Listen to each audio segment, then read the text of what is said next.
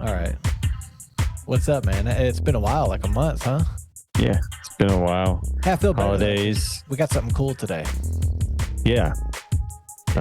We always get have to talk cool about some stuff. ancient peoples. But yeah, holidays, all that good stuff. Holiday. Yeah, Christmas passed. Oh, yeah, all that happened since the last episode. The last episode was right before Christmas. We put up an archaeology one. Last year it was the Levant. I did a solo episode, I think. History of the Levant. Okay. And this year we did what was that episode? Well, no, we just did chapter 7 in this book too. 6, 7, and 8. We're doing 8 today. We did 6 and 7. Yeah. Which was what? Man, it's been a while. Anyway, good stuff. Then Awesome just stuff. working on a record for Gothan. Yeah, has a record. You're probably busy with work, right? Yeah, starting to slow down a little bit now again, finally. But this is your busy time. Every year you get slammed. Oh, did my video freeze? Yeah, but your video froze. I'm on the continuity camera, but you can still hear me, right? I can hear you. No video. Okay. So I'll just stare at the still image of you while I talk. But yeah, it starts to slow down kind of late January for me. So that's good.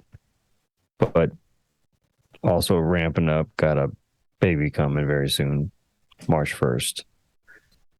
Oh, so that's, I'm getting ready for that. What's up? I'm listening to you, baby coming March 1st. You trying to figure out your video? I installed the iPhone update because it wasn't working earlier. That's a side note. Okay. And then it just automatically restarted my phone. So I'm just going to plug in my other USB camera. Got it. It's actually already plugged in. So you got your new baby coming March 1st. Yeah, so just getting ready for that. So in other words, while it's slowing down for work, it's kind of ramping up in other areas of my life. What do you do to get ready for that? Are you talking like house stuff or like psychological? Both. Both. You got house stuff, like now, like just getting the fucking room ready, like making room in there, like put a bassinet and like make room for his shit. And yeah, having to like navigate that with Lily, like having to move her shit around to make room for it's just getting the house ready. Doctor's appointments, they start getting closer and closer together for that stuff. The closer you get. When did you find out the gender, and did you tell me that it was a boy already? Because I feel like that's new news. Or was I not listening? I think I've already told you. We found out the gender around 20 weeks. So I don't know, like 18 weeks ago, something like that. No, not 18 weeks. I'm way off. Hey, video. We got video back, folks. Awesome. Sweet, man. That doesn't look too bad. No, it looks fine. Well, congrats, man. How do you feel? Yeah, thanks, man. Or do you feel excited and ready for that? Or do you feel... Yeah, dude, I'm definitely excited and ready for it. Definitely. That's awesome. Yep, I am excited. Yeah, I'm done after this one. That's what you say. Yeah, well, whatever. We'll see. That's what you say. Wait 10 years. You'll have a late one. I'll be way too old by that point. Like right 35. I'm 35 as it is. I'm already too old. Yeah, but you work out and you're in a metal band. So. What, is that supposed to keep me younger? Yeah, I don't know. That was the joke. Bad joke. I don't know. Should we get into it? Oh, I didn't. Yeah, we can get into it. Ready? Yeah, we can get into it. Let's do it. It's not as long of a chapter as you said it was, but it's a good one. And it's we're picking up talking about the Solutreans and how they're not getting the credit they deserve, Dylan. Yeah, I thought that was an interesting part. Not getting these racist assholes. Yeah, did you check that out that I sent you, man? I didn't get a chance to read through. I glanced through it for a few seconds. I was working and I just haven't had time since I got off. Okay, so well, we're gonna you have to fill me in on that. When we get to the Dr. Pruner Prey part, we'll pause and like have a sidebar right there. Pruner Bay. Pruner Bay. Yeah. All right, so basically the last episode was the timeline of microblade leaflet points, microblade pressure flaking, arrowhead, stone. Super advanced technique, very hard to do. Not something that you can just like kind of pick up and learn real quickly. You have to learn something that has to be through. Yeah, you have to be taught that, which through trial and error to perfect this like very difficult technique. Yeah, so look up some YouTube videos of it if you want to see the process. It's very interesting. How these ancient people like made tools. Or look at our last podcast episode. I could do my damn job and screen share. Yeah, that's what the tools come out looking like. But I'm saying to see how that's made and how they get to that. Yeah. Oh, maybe the whole process. Maybe we should have played a video. But they've mapped the timeline of human history based on finding these arrowhead, this type of stone tool pressure flaking. In this episode, they do the same thing, but with horse taming and horse riding. Horses. The evolution of societies domesticating horses and riding them. Which is evidence of advanced civilization and culture, not typically evidence of nomadic hunter-gatherers. Typically, right? I don't know. I would think so. That's the point this author's trying to make here. But they found this. So it kind of follows the same timeline as the leaf has, a parallel from ancient Russia 50,000 years ago, dude, all the way up to Europe today. But they found this place called, in the book we're pulling from, we should let people know. Denisovan Origins by Gregory Little. And Andrew Collins together. Andrew Collins.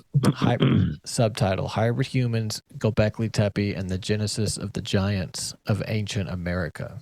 Can't wait till we get to that part. Whatever. All these giants and stuff. Yeah. Yeah, dude. Not even there yet. And this is the thing. This is just one book out of all the books on this topic out there. Out of all the topics. Dude. It's crazy. So there was this one place, the Crotte du Charnier, I believe is the name, where they found 100,000 equine bones, horse bones, just smashed and piled in a proto-Solutrean layer. So there's the Solutreans, which was 22,000 to 17,000 BCE was the Solutreans, who was basically the descendants of like, Russia, ancient Russia, 50,000 years ago. Kastinki, Mongol, reindeer era Russia. And then they moved into Europe and became the Solutreans by that point. It's like 22,000 years ago. Fucking before that layer. So at 30,000 years ago or something. Which would have been around the Gravettian time frame. There was the Gravettians, the somethings, and then the Solutreans. Well, you had the Aurignacians. You had the Aurignacians first, right? 43,000 to 26,000 before present. BC. And you had the Gravettians, 33,000 to 22,000. And then the Solutreans, and I might be 1,000 or 2 years off on the tail ends here, but the Solutreans, 22,000 to 17,000 years ago, basically. So those are kind of the order of the cultures we're talking about here. And then we're also going to talk about the Magdalenians. They come after the Solutreans, who get accredited, get credited with being some of the best cave painters of this area, 17,000 to 12,000 years ago. Yeah, they had some pretty cool looking caves. And then eventually we're going to get back to which we've already talked about, the Swidarians, who are kind of that transitionary culture, who I think is going to be the culture that we see bridges that gap between these cultures and the cultures that culminated at Göbekli Tepe later, after the Younger Dryas impact. Göbekli Tepe and that era is basically the beginning of modern history as we know it, the beginning of our history. It's like 9,600 years ago in Mesopotamia. But then there's a long gap before that. And then before that gap, there's 40,000 years of stuff, basically. And then it picks up at Göbekli Tepe, and no one wants to talk about the 30,000 years before. That's wild, man. You know what I'm saying? Yep. So we're talking about it now. What little evidence we have. Yeah, man. So the wind horse people, Dillon, get into it. Well, we just did it. That was them. That's the episode. All right, we're done. Let's shut it down. The wind horse people. Why do they call them the wind horse people? They never fucking explain that in this chapter. To be honest, I was wondering that. I was going to ask you that, like if you dug into it, but they never explained it. So I do not know. Well, archaeologists thought the Solutreans didn't leave behind a lot of evidence other than their stone tools, but their horses they left behind. And it was proposed with the discovery of a prehistoric land surface, the 100,000 horse bones. I said that. At Crotte de Charnier, I said that. On the southeastern slope of the Roche de Solutre, said that. And in the last episode, too, we said that. Yep. Okay. So they found 100,000 bones at the base of this big rock that juts out of the landscape. I was just getting to the next part to move on. Okay. Sorry. My bad. But this led to theories that they would drive packs of horses off the cliff so they could roast the carcasses. Kind of like the Indians did with buffalo. Yeah. Or so they say, right? Right. It's unlikely the horses were forced to leap to their deaths, and the bones are from feasting over time. So they were just throwing their trash. That was their landfill. Horse bones, dude. No one eats horse today. Or, as we'll see in a, could be they were throwing their trash, as we're seeing an excerpt from later that maybe it's related to something that the Mongolians did, which we'll get into how that might tie back to the Solutreans. Anyway, go ahead. The origin of certain species of horses and ponies are attributed to those introduced to Western Europe by the Proto-Solutreans, since the equine layer is right beneath the Solutrean layer. So these are the people that came in with all of their horses. They came in, they settled, and they're like, what do we do with 50,000 horses, chief? Some of those noted species are the Ardennais farm horse. See screen share pictures. Okay, this is one of the horses. Beautiful horse. That thing is jacked, dude. Look, Barry Sanders right here. Jacked. Dude, look at this one. Look at these horses, man. It's like the Brock Lesnar. This is the one directly to your the left right there. That one. Look at that thing. Man. Look on that. Look at this horse. Look at that thing is. What? Look at the mane on that thing. Dude. That thing is gorgeous. It's like a pit bull of horses. Dude, that's jacked, dude. That's a man of a horse right there. Dude. That is a beautiful beast. Like majestic. That's epic, man. I don't like using that word, but that's epic. That one in particular is ridiculous. That's an epic horse. Dude, I'm getting that tattooed. To get it tattooed like a... I'm going to try to describe this to a bad tattoo artist that makes good prices and be like, I want it as real as possible. It's a super not jacked like a horse. shitty stick horse with biceps. Epic jacked horse. All right. Oh, that's the slow one of the group. Look at this beautiful beast here. Wow. That's a well-groomed horse. The other big horses. The other horse, how was that? The Basque pony. Some of the noted species that were allegedly driven off the cliff 20,000 years ago was this horse, the Ardennais farm horse, the Basque pony, standard horse. Basque pony. Didn't know it was a Basque pony. I thought it was just a horse. We're not equine experts. Yeah. Equine's a new word to me. You didn't know what that was? Equine. Horse. Equine genus or whatever. I don't know.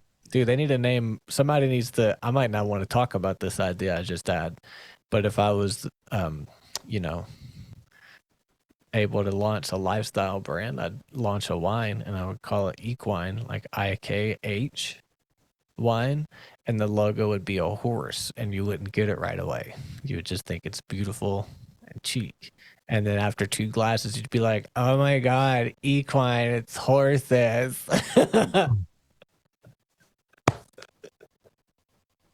All right, let's bring that one to Shark Tank. See how we do.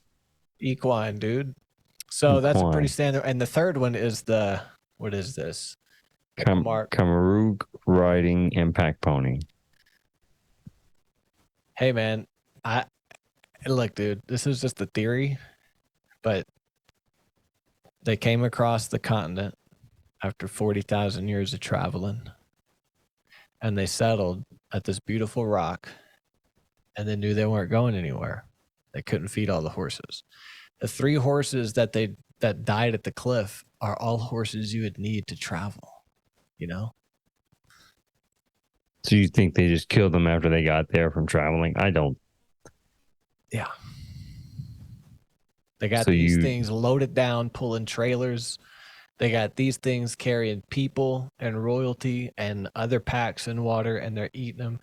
And you got these for the quick bandits with the stick that got to drive around and be like, knock the banana spider web down. Look at this. This is a community of people. You can't find pictures of this horse without a community of people riding together. These Salutrians showed up and just got rid of all the extra. Damn. So it was just a mass genocide of horses. Yeah. You don't think it was just over time they ate that horse meat? Could be. For feasts? Could be. And here's what I'm saying. They ate their horses because they had so many. Yeah, probably either way, they took all. Either way, I'm thinking they just took all their horses and. Either way, I don't think they drove them off that cliff though. I think they just killed them and ate them and then buried them. Yeah. Yeah. Yeah, maybe so. It's just a conspiracy. This has influenced the idea that Proto-Salutrians made their way into Europe, southwestern France, and the Cantabrian region of northern Spain. All this horse stuff makes a lot of sense when I think about France and Spain and like the Hemingway era, the Spanish War era.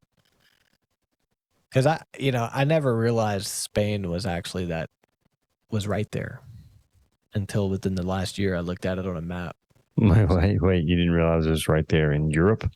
Oh, I was watching a murder documentary on Netflix. And it's like, oh, Spain is in Europe, not in South America? Chasing the suspect to Spain, and they showed the little plane fly to like Europe, and they're chasing the suspect, and they were like, then we went to Spain. No, France. And they went over France to Spain. I was like, it's right there.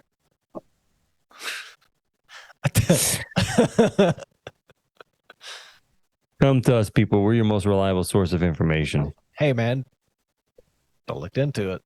You looked into it. Good job. But it just makes a lot of sense when you look at like European history and how like Spanish conquistadors wind up in the same frames and scenes as like French revolutionaries. It's like, where does Spain? It's because it's right there. It's right there. It's not over here. Like I don't even know where I really thought it was before. I get it. I realized that Spain was right there, so it wasn't as surprising information to me. But I get your surprise though. Yeah.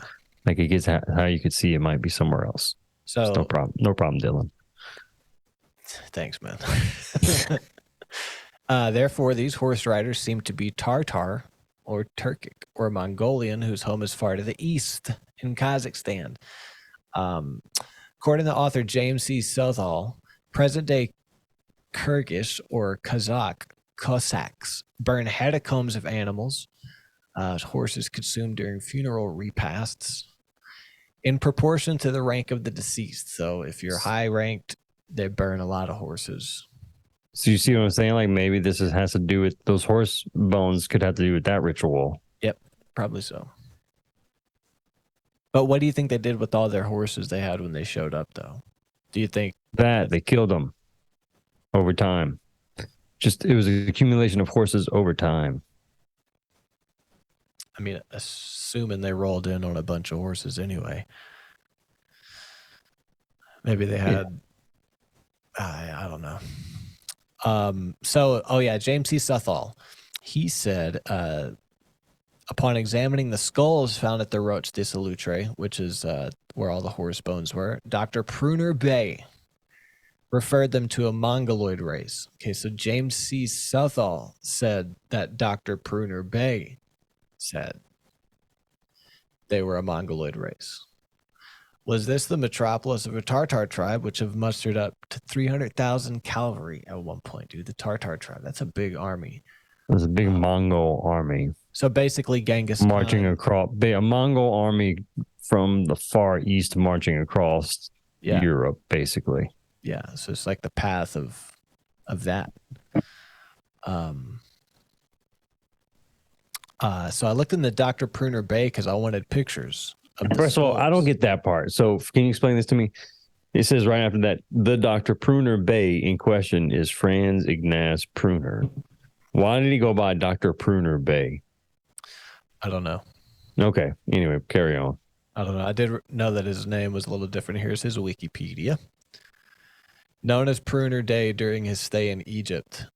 Oh. Yeah. So he was in Egypt. There you go. That answered my question right there.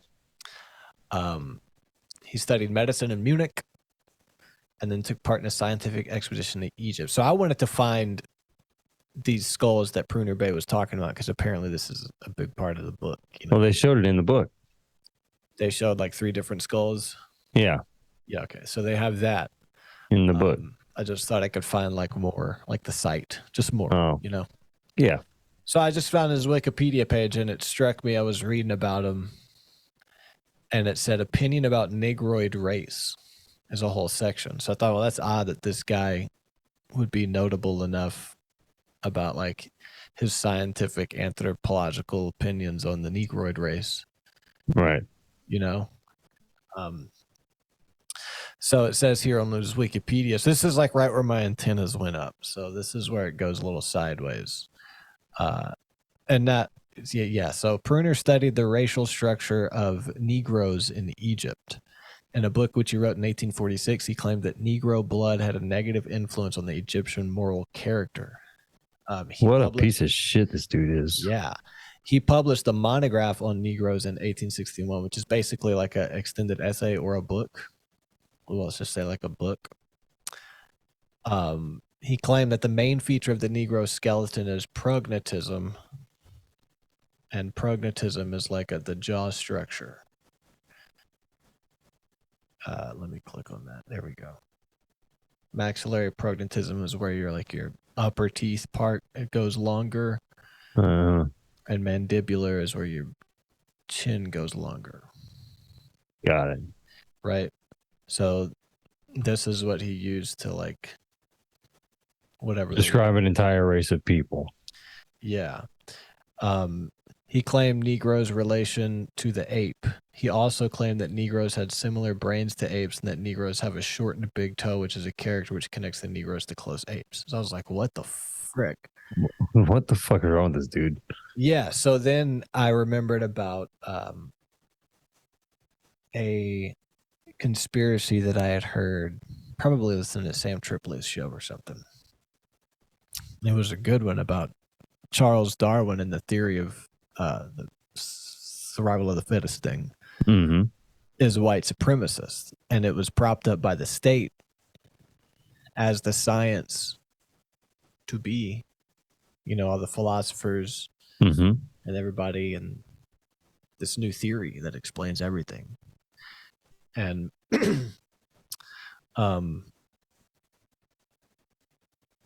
it's racist. And he was propped up so they could push this fake theory and divide people, and then also to cover up where humans actually came from, because that theory of evolution doesn't even really make sense. Because he studied, there's interspecies evolution and then intraspecies, and one evolution is where it'll go from species to species, and the other one is just where a species will change within its own species. And that's what he observed, was just finches turning into other finches.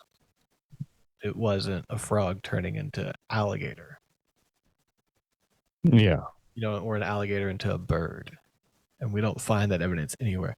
So that's like a side split about how they co-opted that, and then people don't know the history. So you get into other weird stuff, but also it props up these type of scientists that then, in a Nazi kind of way, because they used science in the medical field to propagandize people to not like the Jews and think they were dirty. That's how that all happened.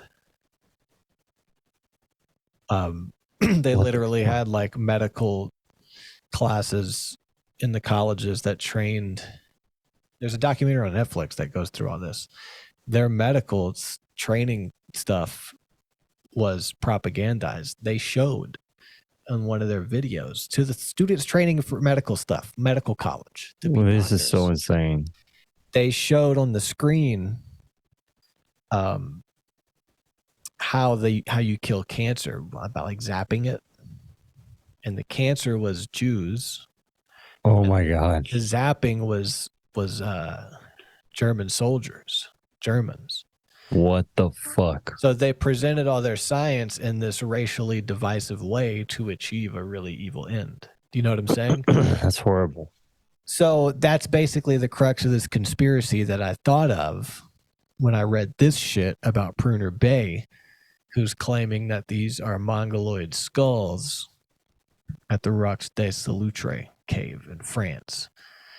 That's not controversial, but just when I tried to find pictures, I found this on Pruner Bay. And then I was like, is this? So then I looked into the Darwin thing. So I was like, let me find out. Let me actually look into that, because it's been on my to-do list. Like, let me find out about that. Yeah. Right. What this conspiracy is. Yeah. So I have it. So I found this article basically. And it's about documenting the American South. I don't know who it's by though. There's Benjamin K. Hayes, FL, 1887 to 1918. Natural Selection and the Race Problem is the name of this. Charlotte Medical Journal, 1905. This was written in 1905, right? Yeah. And I think their approach to this article is to explain how these guys are using science to divide by race. Charles Darwin's 1859 publication, The Origin of Species by Means of Natural Selection, or the Preservation of Favored Races in the Struggle for Life, has been, since its inception, surrounded by controversy. Darwin's focus on evolution has long been pitted against the myriad of religious beliefs surrounding the creation of the universe and is considered heresy. The most controversial of all has been the attempt to apply or misapply the theories of evolution to social issues in the science of race. So let me find. This whole thing is good. Darwin himself rarely commented on the possible social ramifications of his theories. Instead, he focused primarily on the biological evolution of animal species and never addressed the cultural or social consequences of this evolution for humans. Nonetheless, others, such as Herbert Spencer, quote, who first coined the phrase survival of the fittest, reasoned that Darwinist principles were intended to buttress the case that biological evolution could be equally applicable to human societies. So to fortify the case. So other people took this theory, were like, I can use this to be fucking racist. And we've seen that coming out of some of the left is how like math and history and stuff is white supremacist. And it seems ridiculous, right? But then when I look into this, I'm like, I could see how somebody could think. Yeah. All these guys are using science to just be racist. It's true. But you don't get that right away. So given the heightened anxiety surrounding race relations in the late 19th century, the application of Darwin's philosophies to human societies most often led to a supposedly scientific racism in which Caucasians were always the fittest for survival.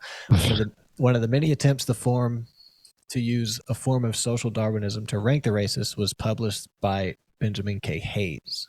Okay, now Benjamin K. Hayes is where this gets sideways, okay? So there are some things that they say in here that is pretty. It was upsetting for me to read, just how blatant these guys are. Pieces of shit. Oh wow, I'm kind of just reading through. Yeah, probably don't want to read that on. Well, no, it's just the scientific breakdown. But I'm just saying, if you're sensitive to this stuff, just a fair warning. Like, maybe fast forward. Yeah, well, I mean, it's not terrible, but it's what's the word? Stark? Jarring. Jarring. That's a good word. Like, damn, these motherfuckers were racist. One of the many attempts to use, I read that. No, I didn't. While little biographical information about Hayes is available, his publications indicate he was a practical medical doctor in Oxford, yada, yada. Practicing. Yeah. He also published a talk entitled The Continued Fevers of North Carolina, because apparently they had a lot of fevers.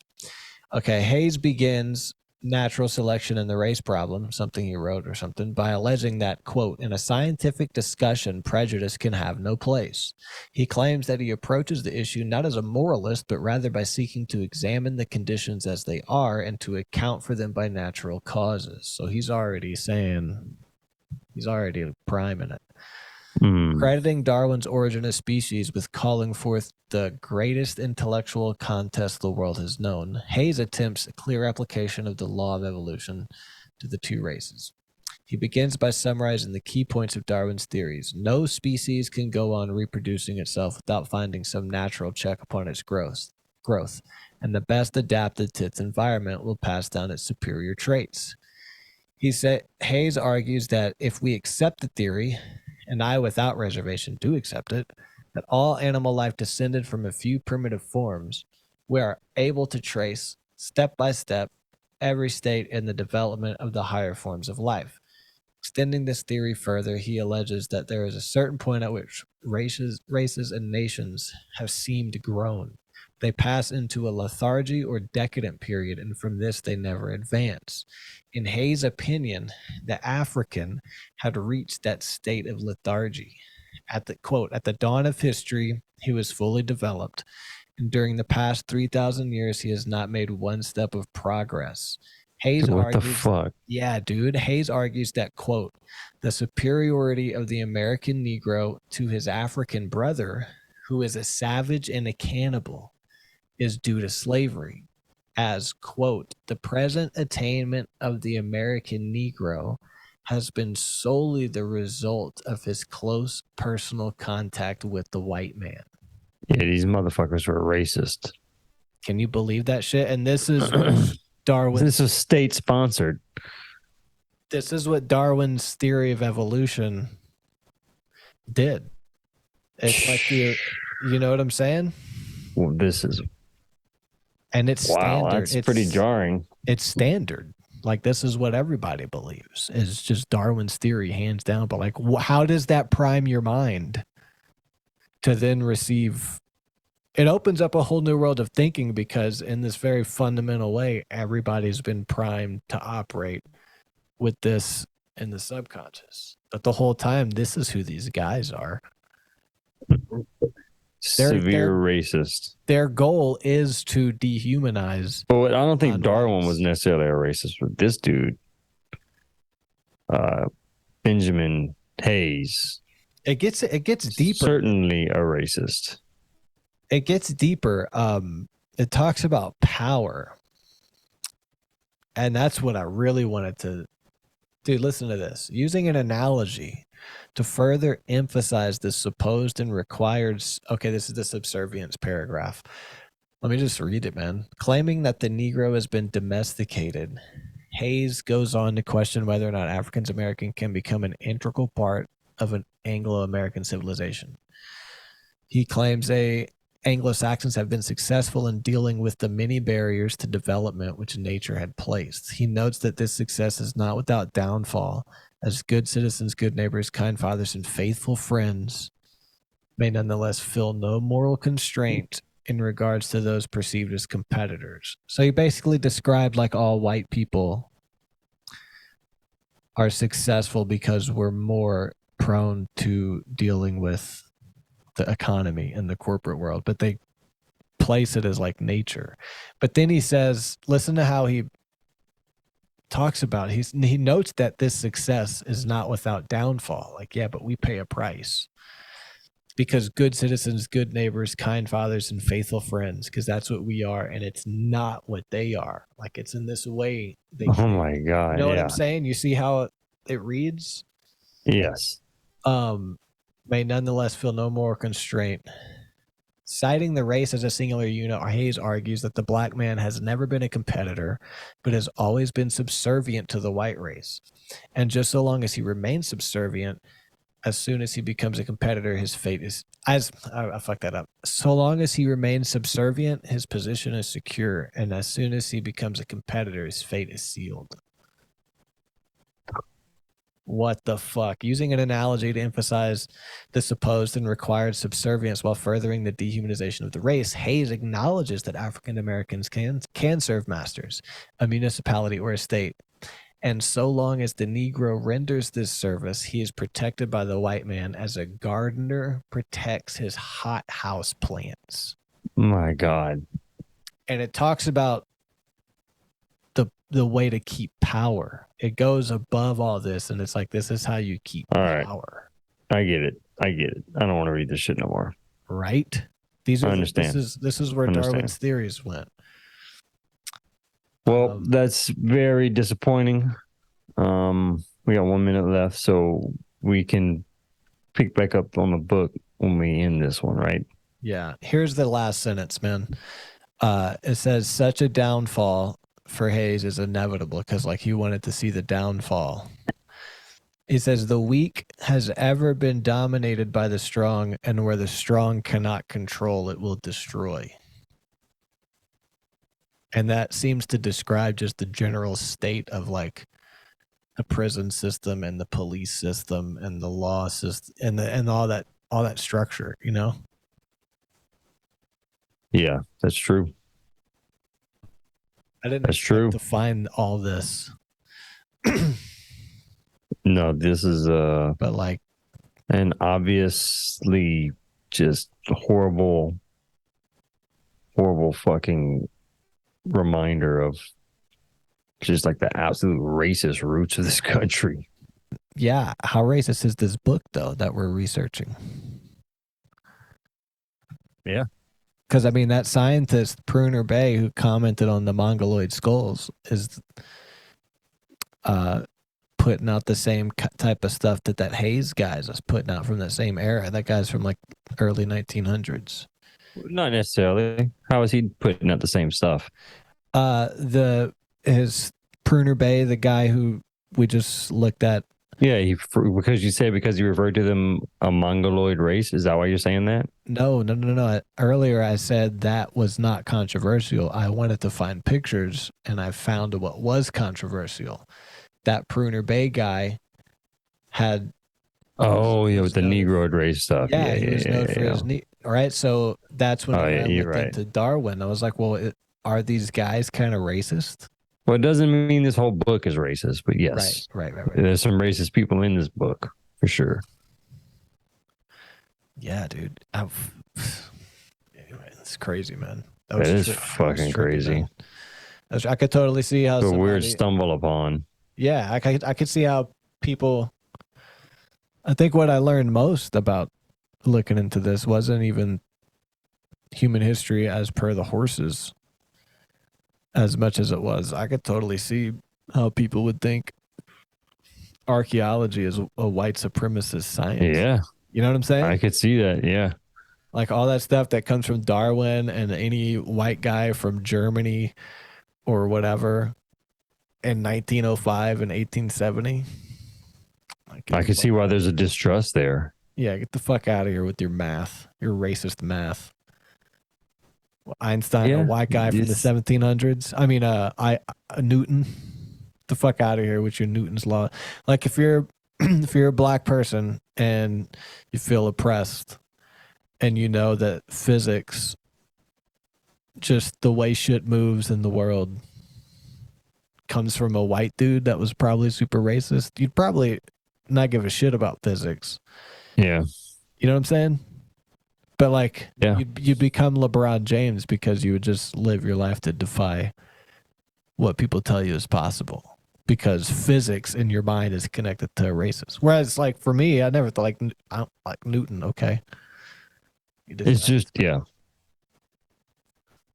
I could totally see how people would think that everything's racist, because they are. But it's one of Bears those are things. racist. Fuck. Yeah, you're right. But it's one of those things. Do you throw the baby out with the bathwater? You know, it's like, Oh, baby out with the bath. No, because those are mongoloid skulls. Back to the roach the salute. they are the Mongoloid in the sense that they're Mongolian of nature. That's what we mean when we say Mongoloid. Yeah. So, side note, that was a find about Printer Bay and his boys. That's a pretty insane find. But so that all that brings into question. I was reading my note. White supremacy intentionally pushing certain theories on race about Darwin and natural selection. Bookmark 6. 1, 2, 3, 4, 5, 6. Yeah, that one that we just read. So now we go into Henry Field, an American anthropologist and archaeologist. Przevalsky's horse. Henry Field, probably another super racist. Okay. Sorry. The modern equine species most closely matching the 100,000 bones found at the Roche de Salutre was, how do you say that? Przevalsky's horse? Przevalsky's horse, which now wanders over the plains of the Gobi Desert. Guess where the Gobi Desert is, Dylan? It is, in fact, are you pulling it up? That's Przevalsky's horse. It is in the Gobi Desert, which the Gobi Desert is a dry, arid desert region of, you guessed it, Mongolia and northern China, which is bound on its northern side by the Altai Mountains and the southern Siberia in general. So it's that realization that helped convince Field that the Salutrians had been indeed a horse-reading elite of Mongolian extraction. And they were almost identical in appearance to the modern Eskimo. So we did an episode on Hollow Earth last year. I recommend going back and listening to it for myself too, not just for you, but for the listeners, because the Eskimos have a rich mythology that connects to Hollow Earth and Inner Earth and portals into the ground, which not a lot of people know, but we uncovered it right here on the Skepsis Telegraph. Right here. You heard it here first. So Eskimos going back how long? What was that you just read, Jesse? 50,000 years or something? Well, I mean, if this is in relation to the Salutrians, 22,000 BP. So I'm talking about Eskimos were doing Eskimos were portal hopping way before clay pottery in the Bronze Age, I mean, this is... Or Eskimos are descendants of these Salutrians. They lived in the Arctic too. Right. And weird stuff happens there. You maybe you're right. Maybe they traveled to where Captain, what's his name? Captain Kirk? No, the guy who flew that plane up there and had the account of flying into the Hollow Earth. Oh, Captain Admiral Byrd? Admiral Byrd. That's it. Yeah. There's a lot of that. And there was a book called The Man Who Ate His Boots, The Trip to the Northwest Passage. That's a collection of their diaries and stuff that made it, and their accounts. Because they would be stuck up in the ice, and the big icebergs would close in on the ship and start to crush the ships, so they couldn't get stuck.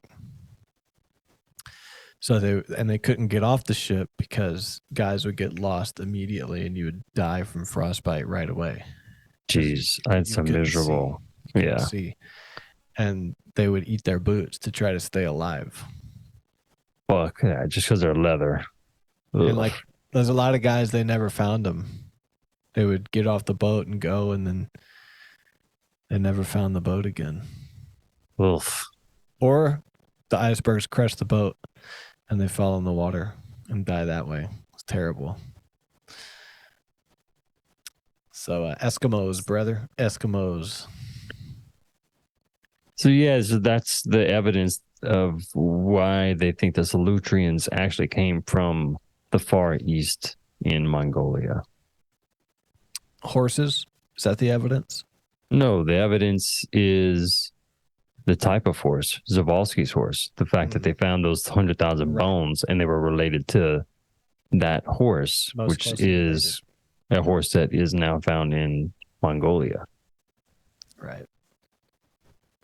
You got it? Dude. That horse right there is the smoking gun to human history. It is a smoking gun. It all comes back to this guy dropping a big hot deuce out in the field. Just blah, blah, blah, blah, blah. I don't know if it comes down to just that, but yeah, that's a factor in it, I'm sure. The bridled horses. Yeah, the Magdalenians after the Solutreans, which would have been like 17,000 to 15,000. Yeah. Appear to have inherited the horse stuff too, but it did not carry through to the Holocene. The Holocene is after the Younger Dryas 2-year impact. To today. Yeah. It will be in the 3rd millennium BC. So like 8,000 years later, that horse riding would show up again in Western Europe by the Bronze Age peoples of Indo-European extraction. Who maybe they came from the same area in the Eurasian steppe. Eurasian steppe. 2 P's and a E, right?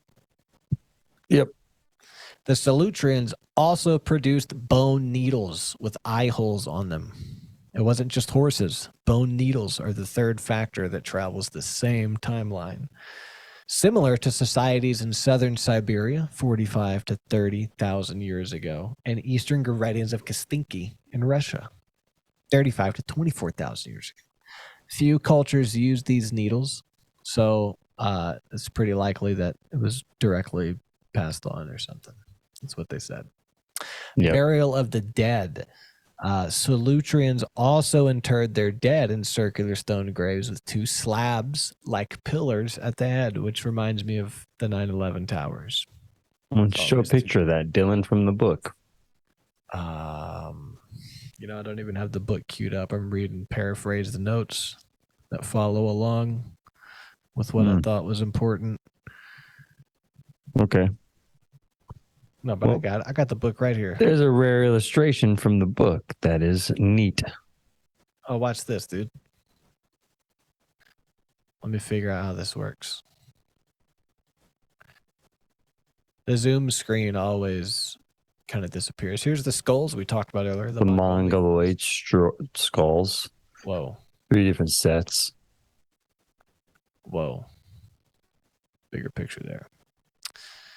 Yeah, that's a male at the top. That's a female here. And this one is bottom is male, Estonian in type. Male and Finnish, the top one.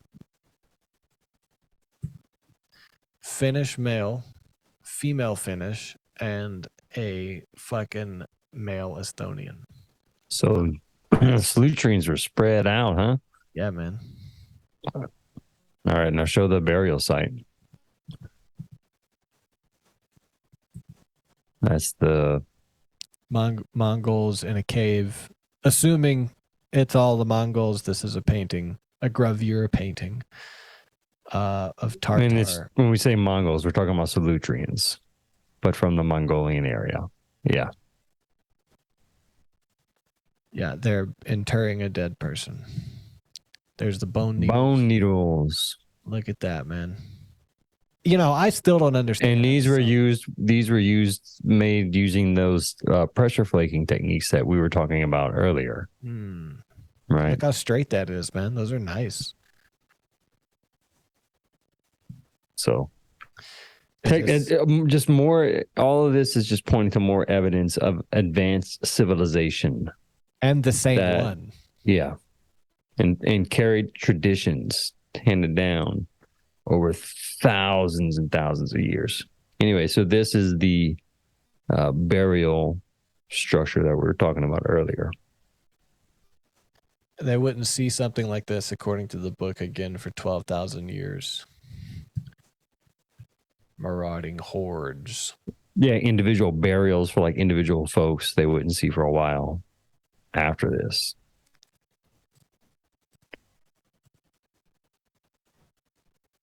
So where are you at? You said marauding hordes? Yeah, we get into some of their cave art right here.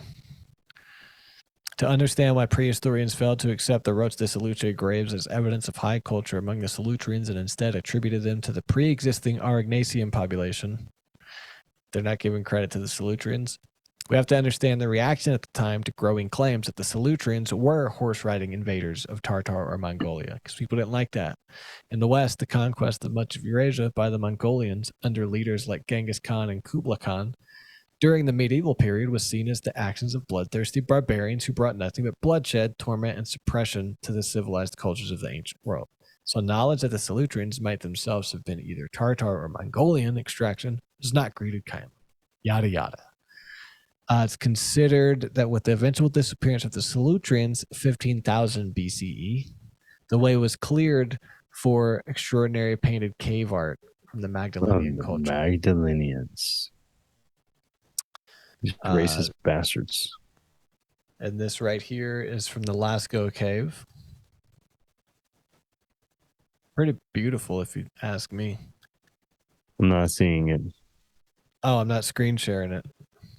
My bad, dude. Yeah. Oh, wow. Yeah, so we've seen those before, some of those, you know? Like in every Disney Pixar movie when like the jungle person has like a moment in their cave and they're like, I just want to run the world. And the song starts and they have like paint on the walls. They're throwing it starts painting itself. Yeah. Yeah, man. You know how it's what they do, you know? It has like the song playing overlay, and then you see like it's like a live animation as the painting's like actually painting itself, and you see him moving, and then it erases, and another scene comes up. Yeah, on the cave wall. That's the Salutrians. That's the Magdalenians, man. That's how it used to be back in the day when there was actual magic in the world. Shut the fuck up. That was the Magdalenians, man, right there in Pixar. We got another one. Your camera's in my way right there. My bad. Radiocarbon dating tells us that the Salutrians are responsible for some of the most celebrated painted art of the Upper Paleolithic age, including that seen in the Lascaux Cave. So this guy's saying it's not Magdalenian, it's Salutrian. That's nice, man. I like that. Yeah, so now once again, so the Magdalenians, these Western little pompous assholes, are getting credit for the hard work of the Eastern folk. Yeah. Ain't that some shit, huh? Racist. Exactly, dude. Described in chapter 9. So then let's talk about the... Merle. Oh, yeah, what's the Peshmerl? You got that queued up? I figured you did. I should have had them already. Ooh. Where's that at? La Département de France. What kind of animal is that? That looks like a zebra, a zyger. That looks like a zebraina. That looks like a zebraina. It's like a mixture of animals, huh? What does that look like? Kind of think of a tiger right here at the head, but the spots maybe like it's got long legs, like a horse, man. That's a horse, dude. Maybe so. It's a spotted horse. Spotted horse. That's what it is. Maybe they put spots because they wanted to fill it, but didn't know how, so they just like red spots here. They like spots, dude. No, because they have filled areas of it. Anyway, that is the world's first polka dots. They were just being creative. So yeah, that is some of the cave paintings that came around in the Magdalenian times. The Salutrians were proven to have painted some of those that they don't get credit for. And then they're also the first stone carvers as well. So they created some stone friezes, which featured two-dimensional bas reliefs. Like this. As well as freestanding stone sculptures. For instance, at the Roque de Surs cave shelter in France's Poitou-Charentes region, archaeologists discovered a series of limestone blocks decorated on one side with bas relief showing various Ice Age animals, including the ibex, deer, bison, boar, horse, and reindeer. So on one surviving panel is a human figure pursued by a musk ox. Where's that? So, is this it? Let's see. I don't see it's in the book figure as well. Oh, is it? Mm-hmm. Oh, okay. Figure 8.7 in the book.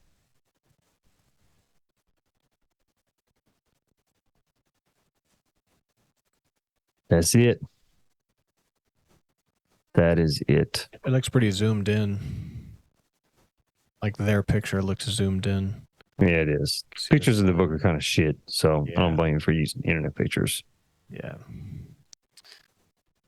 Yeah. All right, let me find where you just were at. Musical instruments, man. Oh, yeah, we're getting to musical instruments.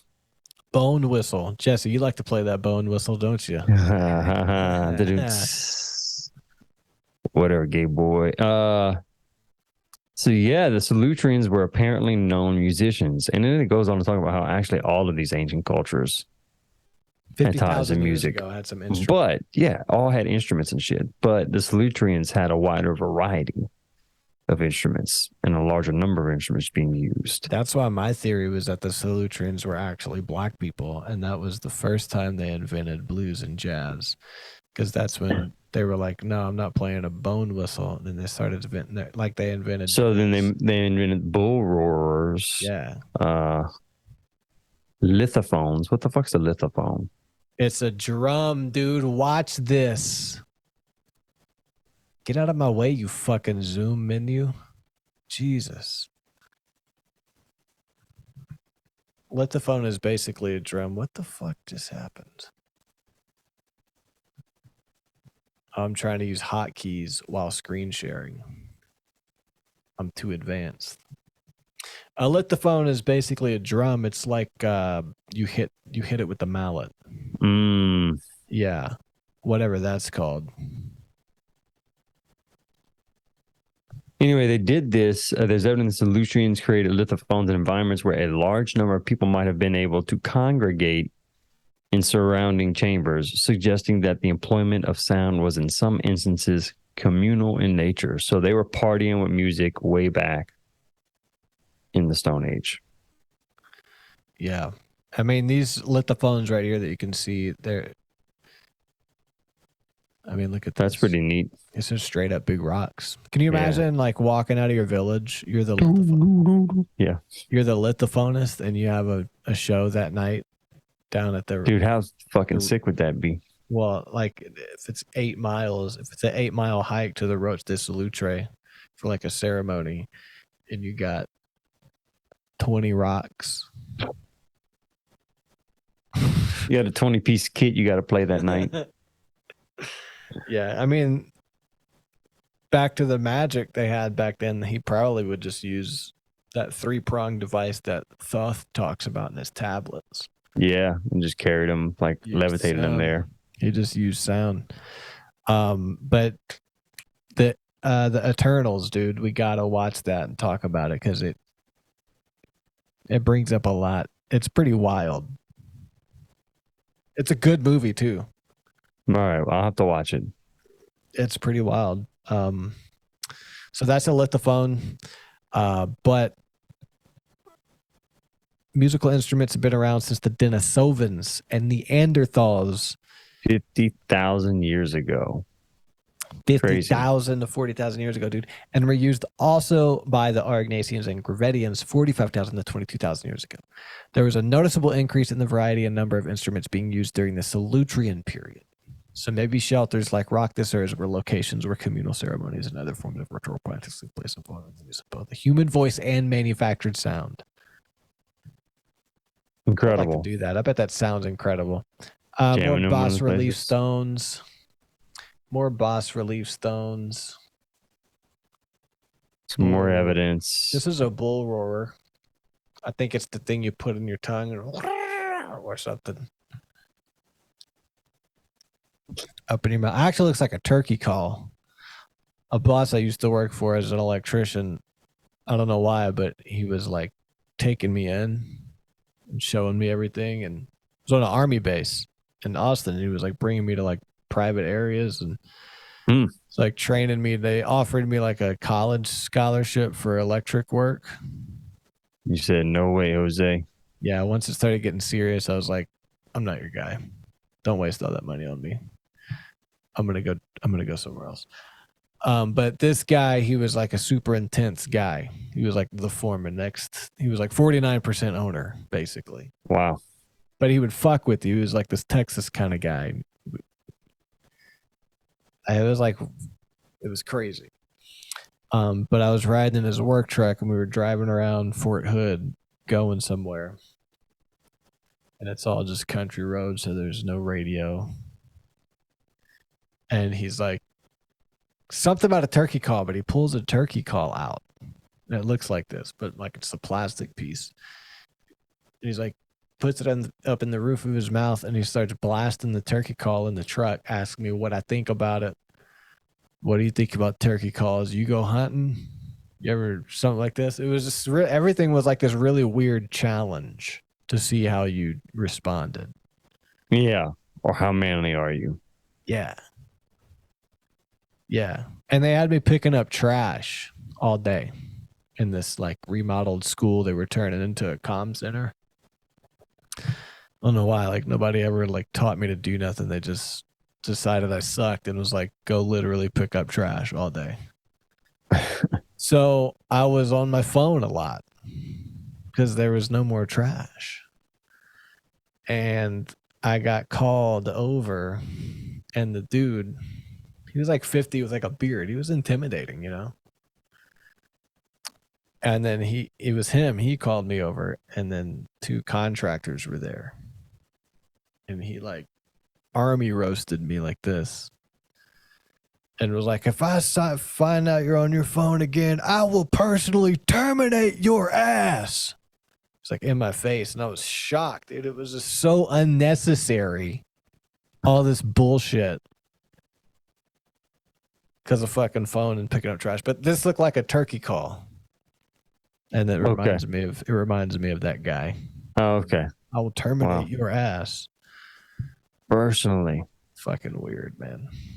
It's crazy. Shitty bosses. Dude. Almost got in a fight with another dude.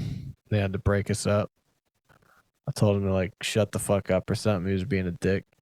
Get the fuck off me. He would have kicked my ass, but like I had had enough. And he flipped and was like came storming at me. And then I just like stood my ground at him. And he was like, what? And I said it again. I was like, get the fuck off of me. Like, get back the fuck up off of me, man. And then some guy came up and separated us. And all the foremans came in and like walked me out. And were like, is everything okay? I was like, yeah, but that guy's a dickhead. Fuck that guy. I'm not working with them anymore. And then they moved me with somebody else. Damn. And then a couple days later, I quit. I don't blame you. Sounds like a terrible job. It was so depressing, dude. It was so depressing. An hour to Fort Hood at like 4:30 in the morning every day. And you got to check in with your thing with like the Army security guard. Everything's Army. But like I never could get the permanent pass. So every week I had to go even earlier and sit in their DMV. Oh, fuck that. And get another 6-day pass. Fuck that. So like you get there and the sun's coming up and you're so depressed. It's just construction, dude. You're not making enough money. You know at the end of this week you're still going to be short. Like, so why am I here? You're dead inside is the best way to describe it. Fuck that, dude. And the playlist for their training, their whatever it's called, PT, plays every morning. So when we get there and we're all you hear the same songs over and over again. I want to rock and roll all night. Oh, it's God. blasting through the whole fort. It's basically like Lafayette just with these speakers. It's crazy, man. And it's all super Oh, regulation. God. Anyway, man, I'm sorry. I'm like ranting on. Yeah, it's all good. That sounds horrible. Yeah, it's So I'm terrible. depressed. Let's talk about more bas relief and stone sculptures. God, it was the worst. Or are we done with that part? I don't remember. Yeah, I'm we're done with that depressed. part. Okay, let's move on. It's The wrapping first up, really. carved megalith.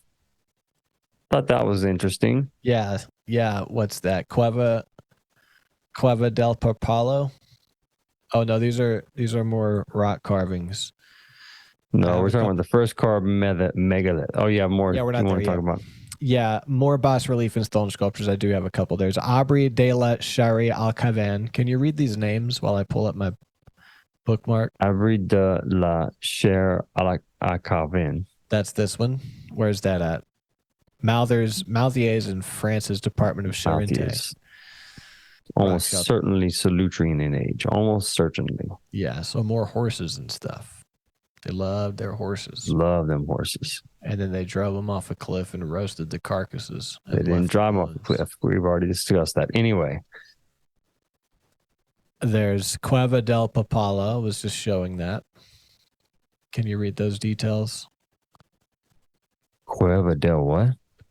Papalo Rock. I got it. Located on the slopes of Mont Duber Mountain near Valencia in eastern Spain. With two perfectly defined horses bearing traces of orange-red ochre, was discovered on a vertical rock surface at the previous location. This is the type of stuff they find at these locations. Horse bones, red ochre, microblade, stone tools, horse paintings. What about the Badagoul shelter and Bersac in French? Badagoul shelter, got it right here. Bissap cognac, that's not it. Badagoul shelter at Bersac. I didn't in the French Dordogne. Wow. Cognac. Dude, what the hell? Bade Ghoul. Bade Ghoul. Dude, what is going on? Wow. None that's working for you. Bade Ghoul shelter. Bersac. Yeah, it brings up cognac, so I can't even find a picture of that. All right. Anyway, so that is another site where they found several limestone blocks showing animals like reindeer near the Solutrean type site, Roche de Solutre. First carved megalith. First carved megalith. Fourne du Diable. Screen sharing now. And this is kind of the last important megalith that connects the old history to the new history. It's called Forno du Diable. Also in France's Dordogne region. Yeah, the Solutrean rock art takes a slightly different form here. Two large sculpted blocks were found close to the entrance. One shaped like a three-sided cone showing bas reliefs of oryx had been set up at an angle of around 45 degrees into the interior of the cave. The second sculpted boulder, smaller than the first, was discovered 80 centimeters away. This example was completely buried when found and related to an earlier occupation of the site.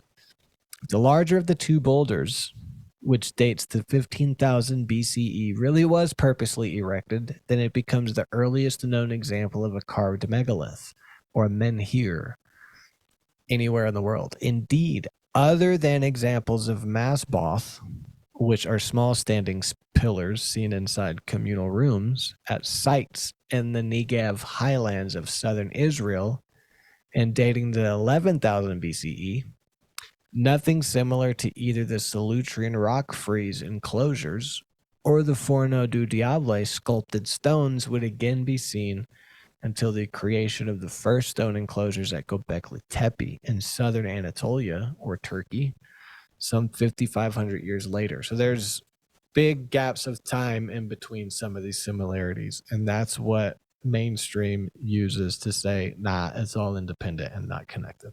Right. And basically the war in archaeology is they're connected. So in theory, of course, there can be no direct link between the activities of the Solutreans in southwestern Europe and those of southeastern Anatolia's pre-pottery Neolithic population. Yet, with the introduction of the Swidarians as intermediaries, transmitting age-old ideas across space and time, we can see strong hints of a common joint point of origin for all of these traditions. Where that point of origin might have been is dealt with soon enough in this book. So yet if common roots really do exist between the Solutreans and the Swidarians, and through them sites like Göbekli Tepe in southeastern Anatolia, we should be able to discern similarities in their cosmological beliefs and practices. And this, as we will see, is exactly what we do find. So we'll discuss that in the coming episode. Yeah. So I guess it's not over. The cosmological beliefs follow that same trajectory. Pretty neat seeing how our history played out. And man, there's a lot of like stuff coming out about that in the zeitgeist about ancient human history and archaeology. Like Graham Hancock's new series on Netflix is pretty cool. That's like reignited interest in it. And then, Rogan's had those people on from Bright Insight. Yeah, that surprises recently. me, honestly. That surprises me. With the Bright Insight stuff? I guess I could avoid the long story, but Media Roots has opened my eyes to limited hangouts and how Joe Rogan is a problem here and why Jimmy Dore is a problem there. And I can start to see these in Jordan Peterson. They called Jordan Peterson being a total fuck job way early before I knew. I bought one of his books, you know what I'm saying? So I was like, oh, what's wrong with this guy? I'm listening to Media Roots. Now I'm like, oh, this guy's a fuck job. And Rogan still has him on. Like Rogan's not privy to this pro-Israeli bootlicker neocon guy who constantly talks about transgender shit. Move the fuck on, dude. Yeah, he is. This guy gets so deep talking about shit, and at the end of the day, it's just like, okay, dude, you didn't have to break it down that fucking deep, man. Are you still talking about gender politics? Please move the fuck on. The only thing Jordan Peterson doesn't do is wear an Epstein didn't kill himself t-shirt. You know what I'm saying? Yeah. But I get it. So I'm starting to see how Rogan falls into these things. And it's all neocon stuff. It's all the same shit. He had on Mike Baker, the CIA guy, and they immediately are talking about how China and TikTok and Huawei are bad. And that's the limited hangout part because... Well, how does he get to the Bright Insight part? Bright Insight people. Because they're just YouTubers, dude. Yeah, I get that. But like he had them on the show. And listen to what he says. He says, you should be speaking at universities, man. It's like, no, he shouldn't. He's a fucking YouTuber, Joe. Like, don't you get scientists? You got a YouTuber to come on to talk about. So that's a whole different... The only point I was trying to make was that the interest in this subject matter has... Oh, it's growing. Yeah. Sorry. That's literally the only point I was trying to make there. But okay, I get it. I get what you're saying. Yeah. I was just surprised that he had him on. I was like, this guy again. Like, there's like Graham Hancock, and then there's just YouTubers. Yeah, definitely. Don't have YouTubers on as if they're like on the same level as a what are you doing? Graham Hancock or Randall Carlson. What are you doing? Why don't you just have Randall Carlson on to talk about the recot structure? Why are you reaching out to because you can watch, I don't want to shit talk, but I watch the Bright Insight videos and they're good. I like them. I watch them, but it's like, dude, stop being such a corny. I know. I hate the cheesy YouTube shit that they do. Like, I hate YouTube. I can't. I don't know about. I'm not I'm not. Yeah, I know. The YouTube stuff. I can't like the. There's like something that YouTubers do, whatever it is, that cheesiness that they all have in their videos, like the Mr. Beast and the man, it's all of those dudes. he has these people on and he's like, you should speak at universities. He has Mr. Beast on. He's like, you're so talented. How do you think of this stuff? Like, how do you think of making the world's largest pizza and then spending all that money to produce the video and then post it in multiple languages? I don't know. Probably by, I don't know. Like, it's not brilliant, dude. It's just he has a lot of money to make videos. Right. You're so. Anytime Miley Cyrus comes up or something, or any like mainstream person, he's like, "Oh, they're so talented." He has to like butter the bread. Yeah. Every time. Anyway, I get it. Yeah. Anyway. So we got 2 minutes left. What else we want to wrap up? Zevia. Yeah, the root beer. It's delish. I have some in my fridge. But yeah, that was human history as per the horses. I didn't know I was going to discover that thing about Pruner Bay and look into Darwinism being a white supremacist science and come away thinking differently about all that. So if that was too much for people reading, but that's public knowledge. What we read is literally excerpts of his work. So you can go to the library and get that. It's not dark web weird. No. But that was pretty jarring to hear how they were, these scientists. God damn. So I get how, I get what you're saying. I get how people can see how history is racist. Yeah. And I get it. And I didn't mean to talk shit on Rogan and Bright Insight. I listen to their shows, but I listen with a very I know. critical ear now. Well, you have to with everybody, even them. Definitely. Less than a minute. But So yeah, Alfred and the Detonators. Go check out their stuff. Soul Juice. Golgothan as usual. Working on a new record. Cool. Hey, that new stuff you sent me is awesome. Vulture Stone is awesome. Vulture Stone. Dude, it's fucking cool. I'm glad you like it, man. And I found 2 more songs in my files last night that we can move to next. Sweet. You'll remember them because you did guitars already. You have Fuck yes. Fuck yes. Well, I'm glad you like Vulture Stone. So. Yeah. All right, folks. Later, y'all. See y'all next time. Later. Peace.